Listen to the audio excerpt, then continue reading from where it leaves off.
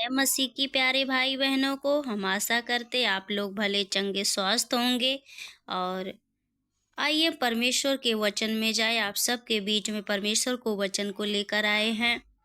और जाने से पहले हमारे चैनल को जो नए हैं सब्सक्राइब करें, लाइक करें, शेयर करें, ताकि परमेश्वर का वचन एक दूसरे के पास पहुंचे और सब परमेश्वर के वचन को जाने और परमेश्वर के वचन में बने रहे और उस पर कार्य करने पाए। जो परमेश्वर का वचन कहता वो हम करें। ज़्यादा देरी ना लेते हुए हम वचन में जाएंगे। यहाँ देखिए, प्रेरितों के काम 3:1 में लिखा है, यहाँ लंगड़े भिखारी का चंगा होना। यहाँ हम वचन पढ़ेंगे 3:1 में। पतरस और यूहन्ना तीसरे पहर प्रार्थना के समय मंदिर जा रहे थे। यहाँ प्रभु का वचन कहता, पतरस और यूहन्ना तीसरे पहर प्रार्थना के समय मंदिर में जा रहे थे।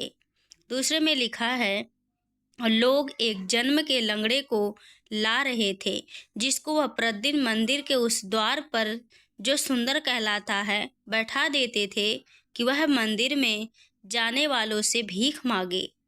मेरे प्यारे भाई बहनों, यहाँ यूहन्ना और पतरस मंदिर जो परमेश्वर का भवन था, वो लोग क्या करने जा रहे थे? मंदिर में जा रहे थे प्रार्थना करने के लिए।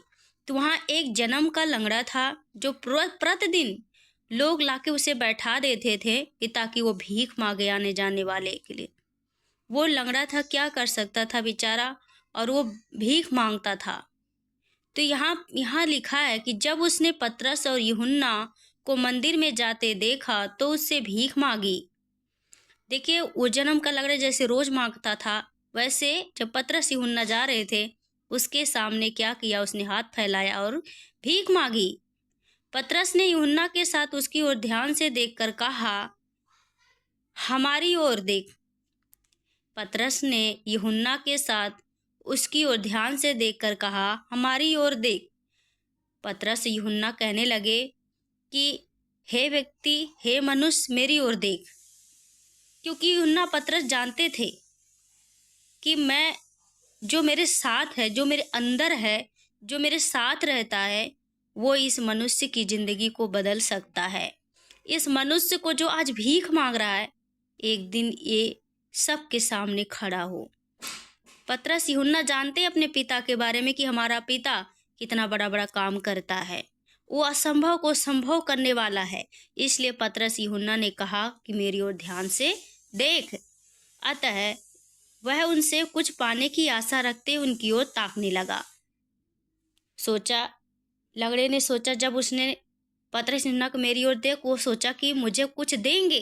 तो उन्होंने कुछ पाने की वो आशा रखा कि प्रभु, ये लोग जो कह रहे मेरी ओर देख, तो उन्होंने उसकी ओर जब और ताकने लगा और आशा लगाया कि मुझे कुछ मिलेगा।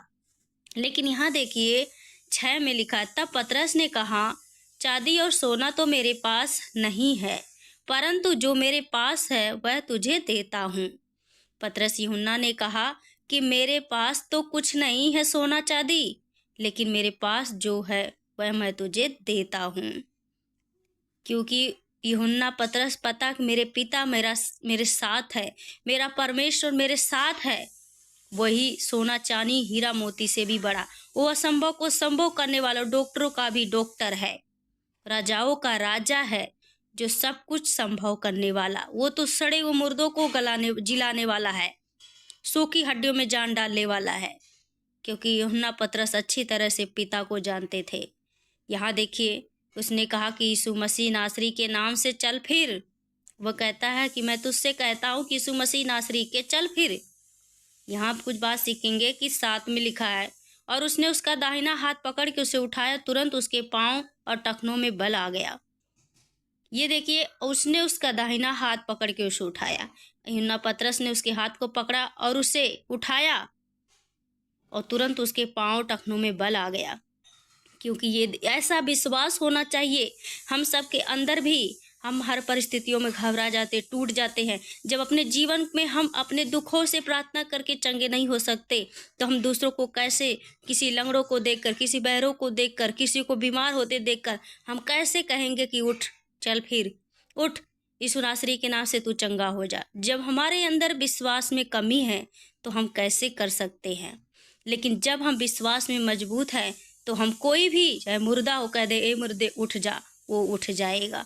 क्योंकि हमारे अंदर खुद विश्वास नहीं है तो हम कैसे दूसरों से कह सकते हैं। लेकिन पतरस यूहन्ना को देखो, उनके अंदर विश्वास था, उसने लंगड़े से कहा उठ जा, उठ गया वो। क्यों? क्योंकि परमेश्वर उनके विश्वास को देखकर, उस लंगड़े की आशा को देखकर उसे खड़ा कर दिया परमेश्वर ने। मेरे प्यारे भाई बहनों, आप मजबूत बनो, परमेश्वर के वचन में बनो और अपने आप को परमेश्वर के कामों को प्रकट करो और परमेश्वर का काम तुम्हारे हृदय में प्रकट होने पाए। और आप लंगड़ों को चलाओ, गूंगों को बुलाओ, बहरों को सुनाओ।